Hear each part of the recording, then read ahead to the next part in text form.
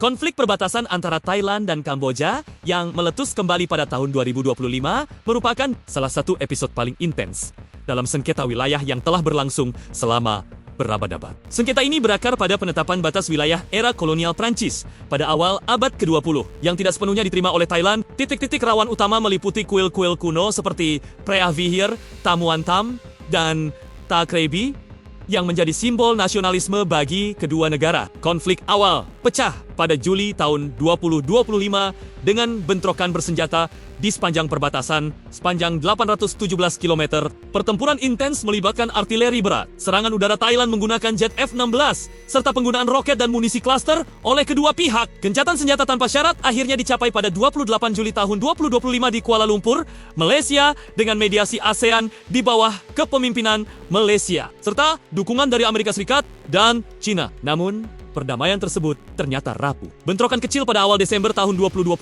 memicu eskalasi baru, dengan Thailand melancarkan serangan udara dan Kamboja membalas dengan roket BM-21. Pertempuran menyebar ke provinsi-provinsi seperti Preah Vihear, Odar Minci di Kamboja, serta Sisaket dan Surin di Thailand. Kedua negara saling tuduh sebagai pihak yang memprovokasi. Thailand menuduh Kamboja menanam ranjau baru dan menggunakan drone bunuh diri. Sementara Kamboja menyalahkan Thailand atas serangan udara yang menghantam area sipil, termasuk sekolah dan rumah sakit. Hingga akhir Desember tahun 2025, korban tewas mencapai lebih dari 100 orang dengan puluhan tentara dan sipil dari kedua belah pihak. Pengungsian massal melibatkan lebih dari 500 juta orang, menyebabkan krisis kemanusiaan yang parah. Warga sipil di kedua sisi hidup dalam ketakutan konstan akibat suara tembakan dan ledakan. Sementara akses bantuan kemanusiaan sering terhambat. Eskalasi militer semakin memanas dengan penggunaan senjata berat. Thailand, yang memiliki keunggulan teknologi militer, sering mengerahkan jet F-16 untuk menyerang posisi Kamboja. Kamboja membalas dengan artileri dan roket, meskipun dengan kemampuan yang lebih terbatas. Ada rumor tentang keterlibatan pihak ketiga, termasuk dugaan penggunaan drone mirip teknologi Ukraina atau bahkan tentara bayaran.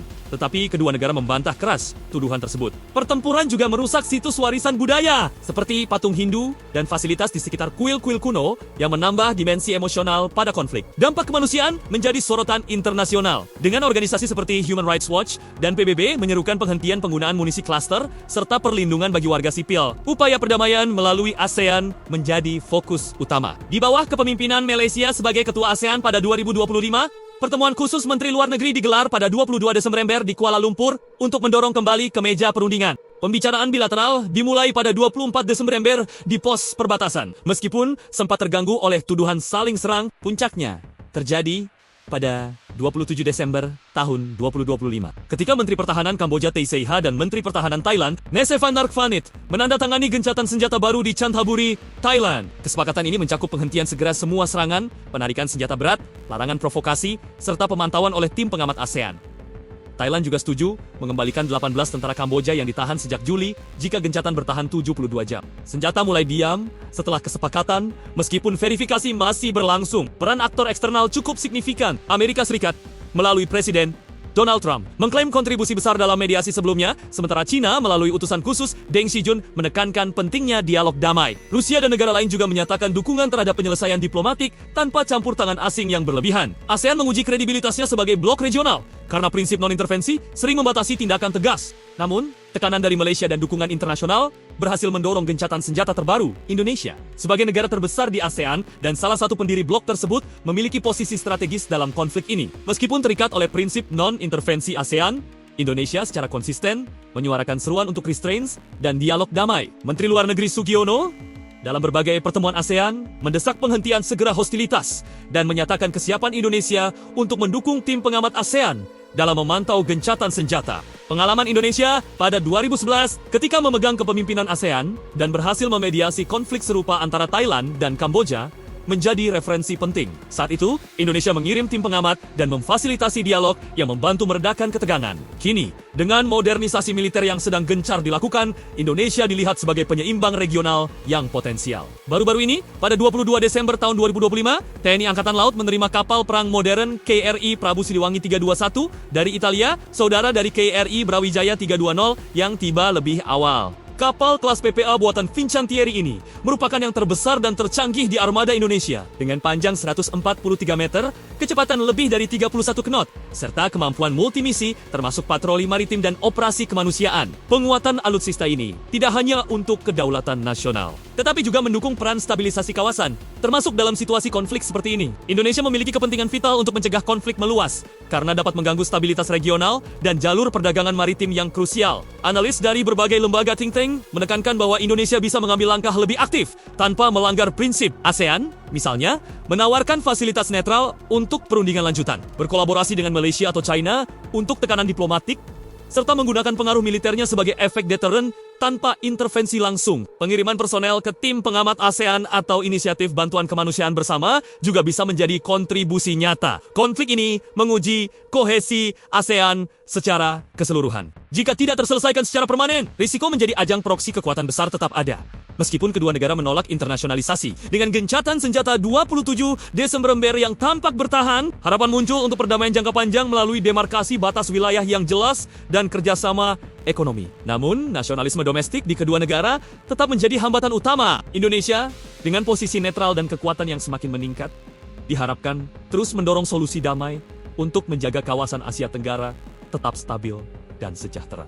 Situasi terkini menunjukkan bahwa senjata telah diam dan proses verifikasi sedang berjalan. Implementasi kesepakatan ini akan menentukan apakah perdamaian kali ini lebih berkelanjutan. Komunitas internasional, termasuk ASEAN, terus memantau dengan harapan bahwa dialog bilateral dan mekanisme regional dapat menyelesaikan akar masalah.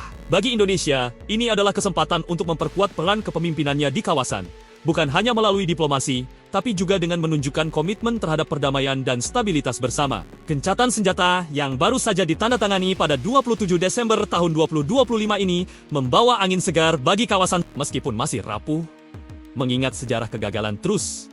Sebelumnya, kedua negara sepakat untuk mempertahankan posisi pasukan saat ini tanpa pergerakan lebih lanjut, serta melarang pelanggaran wilayah udara untuk tujuan militer. Tim pengamat ASEAN akan memainkan peran krusial dalam memverifikasi kepatuhan, sementara pengembalian tahanan perang dari Thailand menjadi isu kunci yang bisa membangun kepercayaan awal. Namun, tantangan tetap ada, terutama dalam menangani ranjau darat dan unexploded ordnance yang tersebar di zona konflik. Di tengah optimisme hati-hati ini, Indonesia dapat memanfaatkan momentum untuk mendorong langkah-langkah konkret jangka panjang. Salah satunya adalah menginisiasi program kerjasama ekonomi lintas batas, seperti zona perdagangan bebas atau proyek infrastruktur bersama di wilayah perbatasan yang bisa mengurangi ketegangan dengan menciptakan kepentingan bersama. Pengalaman ASEAN dalam menyelesaikan sengketa serupa di masa lalu menunjukkan bahwa integrasi ekonomi sering menjadi katalisator perdamaian yang efektif. Selain itu, Indonesia bisa memperkuat diplomasi preventif dengan mengusulkan pembentukan mekanisme early warning system di bawah ASEAN untuk mendeteksi eskalasi dini di hotspot perbatasan lainnya. Dengan dukungan dari negara-negara seperti Malaysia dan Filipina, inisiatif ini bisa menjadi warisan positif dari krisis saat ini, sekaligus memperkuat sentralitas ASEAN dalam manajemen konflik regional. Akhirnya, peran Indonesia tidak hanya terbatas pada mediasi, tapi juga dalam bantuan kemanusiaan pasca konflik. Pengiriman tim medis, bantuan logistik, atau program rehabilitasi bagi pengungsi bisa menjadi langkah nyata yang membangun goodwill. Dengan demikian, Indonesia tidak hanya berkontribusi pada perdamaian Thailand, Kamboja, tapi juga mempertegas posisinya sebagai pemimpin regional yang bertanggung jawab dan netral. Lantas, langkah apa lagi yang sebaiknya diambil Indonesia untuk mendorong perdamaian di kawasan? Pendapat Anda?